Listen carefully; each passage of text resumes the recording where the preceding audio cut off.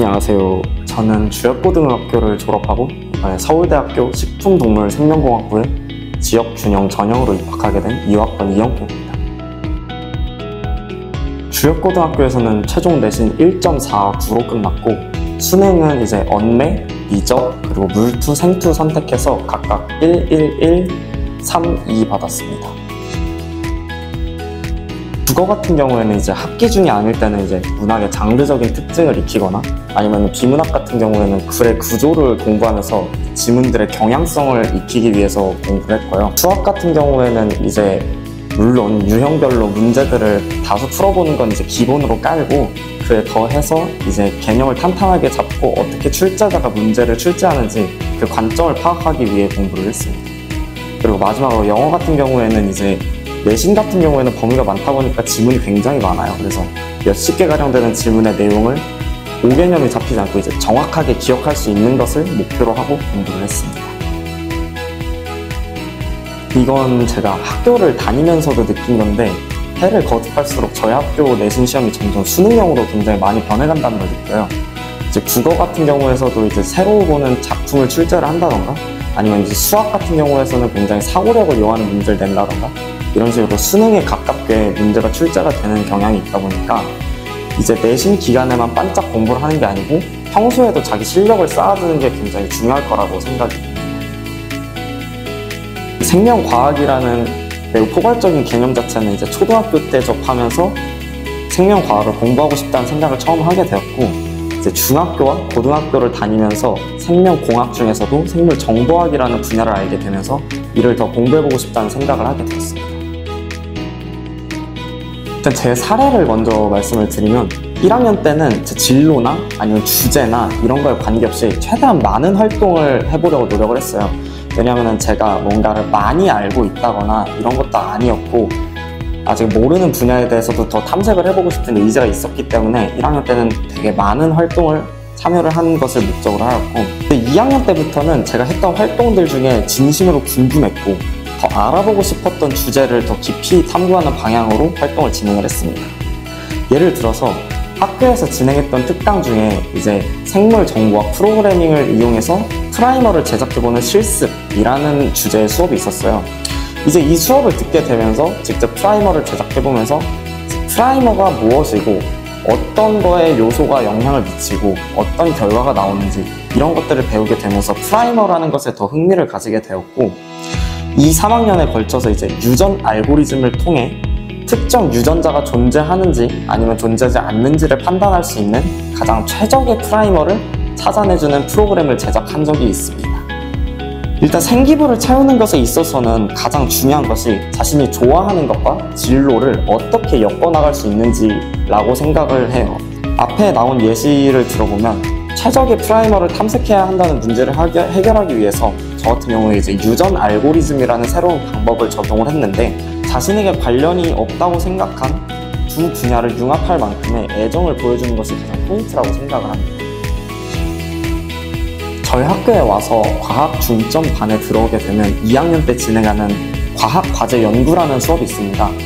이제 이 수업은 학생들이 모여서 궁금한 주제에 대해서 1년 동안 탐구를 하고 그에 대한 결과를 내는 수업인데 아무래도 고등학교에 입학하게 되면 자신이 궁금한 주제에 대해서 탐구할 시간이 좀 부족해요. 왜냐면 공부에다 더 집중을 하는 시기이기 때문에. 근데 학교에서 시간도 제공을 하고 자신이 궁금한 것에 대해서 해결할 수 있는 물품도 제공을 해주고 이런 시간을 주기 때문에 저로서는 매우 유익하고 즐거웠던 시간이었습니다. 예비 고1 때부터 고3 때까지 김정현 선생님의 국어 수업 쭉 들었고요. 그 다음에 고1 때부터 고3 수능 때까지 처리 수학 쭉 들었고 고3 초부터 2월부터 수능 때까지 황승훈 선생님의 영어 수업 계속 들었습니다. 일단 세 과목 모두 통틀어서 저에게 가장 좋았던 점은 모두 일관성이 있는 풀이를 제공한다는 점이었어요. 일단 국어 먼저 예시를 들면은 국어 같은 경우에 이제 비문학에서는 글의 구조가 어떻다 하고 몇 가지를 정해주고 그 안에서만 나오는 반복되는 훈련을 통해서 이제 이걸 스스로 체득할 수 있는 시간을 가졌습니다.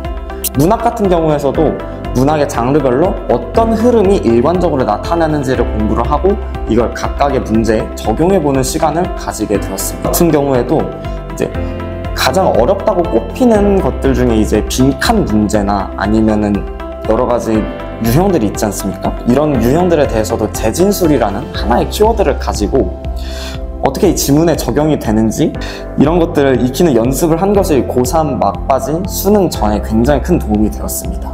그리고 수학 같은 경우에서는 이제 각 파트별로 어떠한 도구들이 쓰이는지 굉장히 제한적으로 알려주고 이 도구를 사용하는 것에서 벗어나지 않는 범위에서 항상 일관적으로 문제를 풀 수 있다는 것을 보여줘서 이걸 스스로 익히고 따라하기에 굉장히 좋은 수업이었습니다.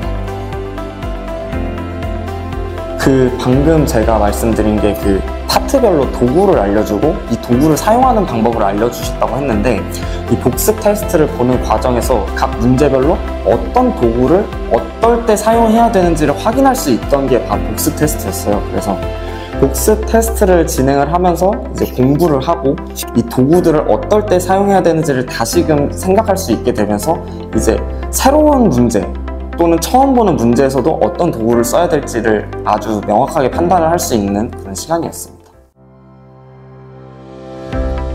킬러 문제라고 하는 것과 아닌 것의 차이는 제가 생각하기에 알려주신 도구를 얼마나 많이 사용을 하느냐인 것 같아요.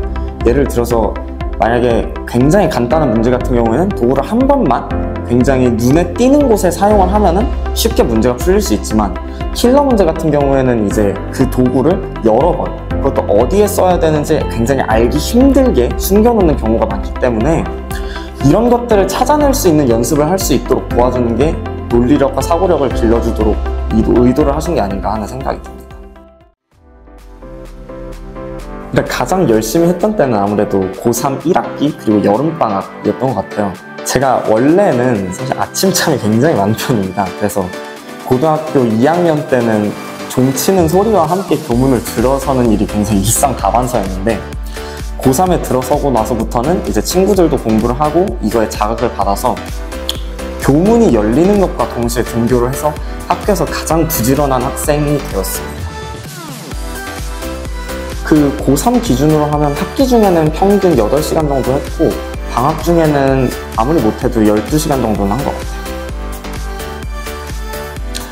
아무래도 잠을 자는 시간 자체를 줄이는 건 좀 힘들다고 생각을 해서 일찍 자는 습관을 들이게 되었습니다. 그래서 11시쯤에 취침을 하고 다음날 아침 5시쯤에 기상하는 걸 목표로 해서 하루에 평균 6시간 정도 취침 시간을 가졌습니다. 제가 원하는 과보다 낮춰서 단순히 높은 학교만을 갔을 때 그 과랑 제가 맞지 않아서 1년 동안 굉장히 힘들어 하다가 반수를 하는 모습을 상상을 했었어요.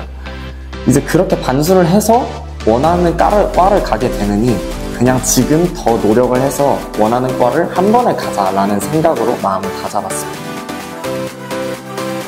아무래도 고3 때 이제 공부를 하기 시작을 하다 보면 육체적으로 피로한 순간들이 굉장히 많이 있어요.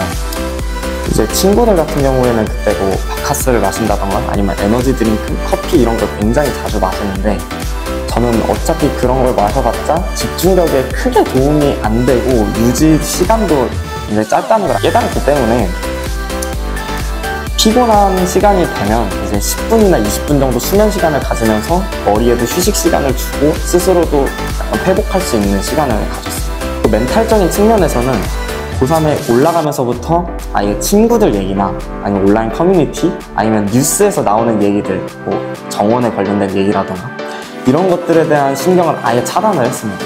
그래서 멘탈적인 부분에서는 이런 얘기들에 힘들릴 것이 없어서 그렇게 크게 힘들진 않았던 것 같습니다.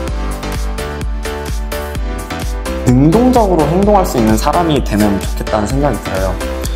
물론 남들이 다 가는 대학 나도 가야겠다는 생각으로 공부를 할 수도 있겠지만 내가 뭘 좋아하는지 아니면 내가 무엇을 하고 싶은지를 한 번쯤은 생각을 해보고 앞으로 어떤 활동을 해보고 싶으며 어떤 공부를 하고 싶은지 이걸 스스로 설계할 수 있는 사람이 됐으면 좋겠습니다.